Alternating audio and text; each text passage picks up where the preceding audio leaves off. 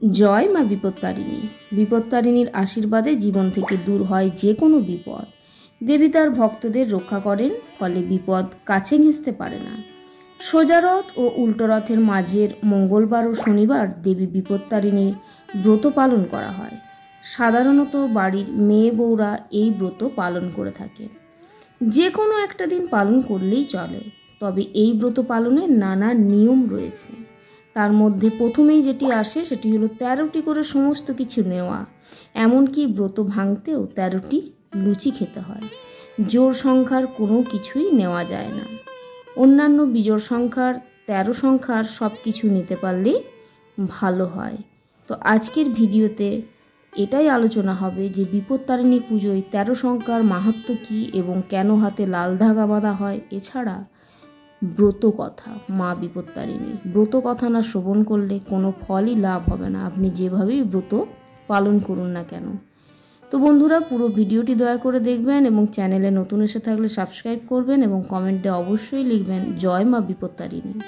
তো বন্ধুরা, স্বামী, সন্তান ও পরিবারের মঙ্গল কামনায় বিবাহিত মহিলারা বিপত্তারিণীর ব্রত পালন করে থাকেন। এই ব্রত পালনের বিশেষ নিয়ম হলো দেবী বিপত্তারিণীকে সব কিছু 13টা করে উৎসর্গ করতে হয়।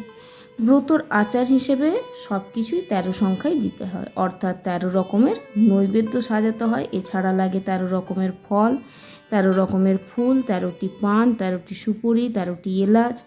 ব্রত পালনের দিন চাল, মুড়ি, চিড়ে জাতীয় কোনো জিনিস খাওয়া যায় না। বদলে 13টি লুচি ও ফল দেবীর প্রসাদ হিসেবে গ্রহণ করতে হয়।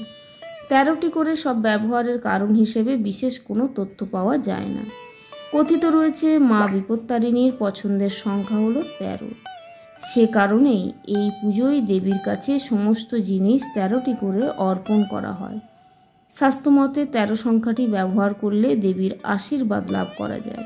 এতে যে কোনো বিপদ থেকে দেবী আমাদের রক্ষা করেন। 13 সংখ্যাটিকে দেবী বিপত্তারিণীর আশীর্বাদ ও সুরক্ষার প্রতীক বলে মনে করা হয়। এবার বলবো বিপত্তারিণী পুজোয় লাল রঙের ধাগা কেন হাতে বাঁধা হয়। বিপত্তারিণীর পুজো শেষে লাল ধাগা বাঁধার চল রয়েছে। মেয়েরা এই ধাগা হাতে পরেন আর ছেলেরা ডান হাতে পরেন। মেয়েরা বাম হাতে, ছেলেরা ডান হাতে। সেই ধাগাতেও 13টি গিঁট বাঁধা হয়। সেই 13টি গিঁটে দেবী দুর্গা 13টি রূপের বিরাজ করেন বলে বিশ্বাস করা হয়। 13টি গিঁট ছাড়াও তাতে 13টি দুর্বা ঘাস বাঁধা হয়। এই ধাগা অনেকে সারা বছর ধরে পরে থাকেন, অনেকে আবার 3 দিন পরার পর নদী বা পুকুরের জলে ভাসিয়ে দেন। বিশ্বাস করা হয় যে এই ধাগা হাতে থাকলে কোনো বিপদ আপনাকে স্পর্শ করতে পারবে না। মা বিপত্তারিণী আশীর্বাদ সবসময় আপনার সঙ্গে থাকবে। তো বন্ধুরা, এইবার বলবো মা বিপত্তারিণীর ব্রত কথা। মা বিপত্তারিণীর ব্রত কথায় 2 রাজপরিবারের কাহিনীকে ঘিরে। তখন বিদর্ভের রাজা সত্যদাস তার পুত্র অলোকেশ একবার মৃগয়া করতে করতে পথ ভুলে পাশের রাজ্য অবন্তিপুরের সীমানায় ঢুকে পড়েন। সে জায়গাটি ছিল অবন্তী রাজ্যের মৃগয়া ক্ষেত্র।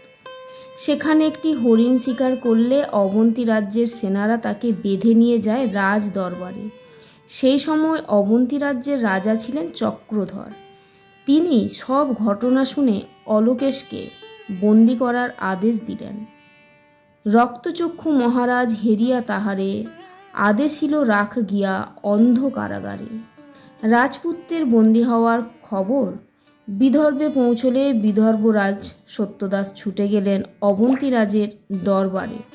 তিনি অবন্তীরাজ তাকেও বন্দি করলেন। বিদর্ভ রাজ্যের রাজা এবং রাজপুত্রের বন্দি হওয়ার খবর পেয়ে বিদর্ভের রানী রত্না কান্নায় ভেঙে পড়লেন।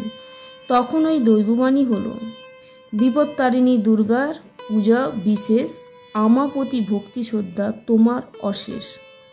চোখের জল মুছে রানী পুজোর আয়োজন করলেন। সেই দিনটা ছিল রথযাত্রার পরের মঙ্গলবার। দেবী বিপত্তারিণীর পুজো সেরে রানী ভক্তি ভরে দেবীর স্তব করতে লাগলেন। বিপদ নাশিনী মা, জগৎ জননী, এঘোর সংকট হতে রক্ষা করো তুমি। দেবীর চরণে লুটিয়ে পড়ে রানী রত্না স্তব করতে লাগলেন আর সংকল্প করলেন, মায়ের কৃপা না হলে তিনি এই দেহ ত্যাগ করবেন। স্ত্রী এবং মায়ের এই কাতর প্রার্থনা শুনলেন দেবী। সেই রাতেই দেবী বিপত্তারিণী অবন্তীরাজ চক্রধরকে স্বপ্ন দিয়ে বললেন যে তুমি আমার ভক্তকে বন্দি করে রেখেছো দেখে আমি কষ্ট পাচ্ছি, এখনই তাদের মুক্তি দাও। সে মোর প্রিয় জানো নাকি তুমি, তারে বন্দি রাখিয়াছ দুঃখ পাই আমি।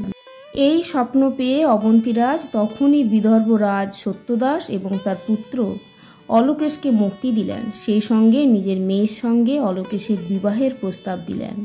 এইভাবেই দুই রাজ্য আত্মীয়তায় বাঁধা পড়ল, আর এভাবেই দেবীর প্রসাদ লাভ করে শান্তি ফিরল উভয় রাজ্যে। বিদর্ভের রানী রত্নার এই ব্রত কথা স্মরণ করে আজও বাংলার ঘরে ঘরে মহিলারা সংসারের বিপদ কাটাতে, শান্তি ফিরিয়ে আনতে দেবী বিপত্তারিণীর পুজো করে থাকেন।